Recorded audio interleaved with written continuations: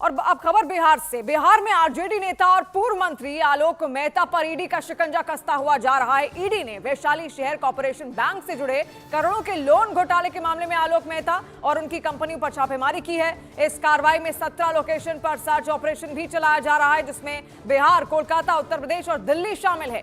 Bank के promoter, chairman, CMD और CEO की भूमिका भी संदिग्ध बताई जा रही है और ईडी की इस कार्रवाई से बड़े राजनीतिक और आर्थिक घोटाले का खुलासा होने की संभावना है।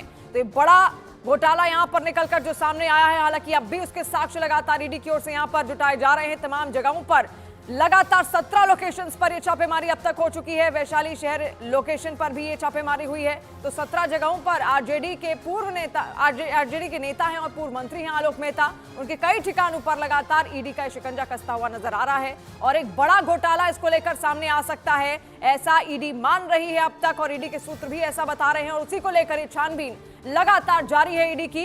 ईडी ने वैशाली शहरी कॉर्पोरेशन बैंक से जुड़े करोड़ों के लोन घोटाले के मामले में आलोक मेहता और उनकी कंपनियों पर छापेमारी की है और एक लोकेशन नहीं बल्कि कई लोकेशंस पर, वो भी अलग अलग राज्यों में। इन लोकेशंस पर जाकर ईडी की ये रेड हुई है और ईडी अब साक्ष्य जुटाने की कोशिश कर रही है और जैसे ये पूरा मामला संज्ञान में ईडी के आता है, तुरंत ईडी एक्टिव होती है। 17 लोकेशंस पर ये सर्च ऑपरेशन इस वक्त चलाया जा रहा है, जिसमें बिहार शामिल है, कोलकाता है, उत्तर प्रदेश है और दिल्ली भी इसमें शामिल है। इसके अलावा न केवल आरजेडी के नेता बल्कि बैंक के जो प्रमोटर, चेयरमैन हैं, उन पर, उनके घर पर भी, उनके ठिकानों पर भी ये ईडी की रेड यहां पर इस वक्त चल रही है। हमारे सहयोगी शंकर आनंद इस वक्त हमारे साथ जुड़ रहे हैं। शंकर, और क्या जानकारी फिलहाल मिल रही है?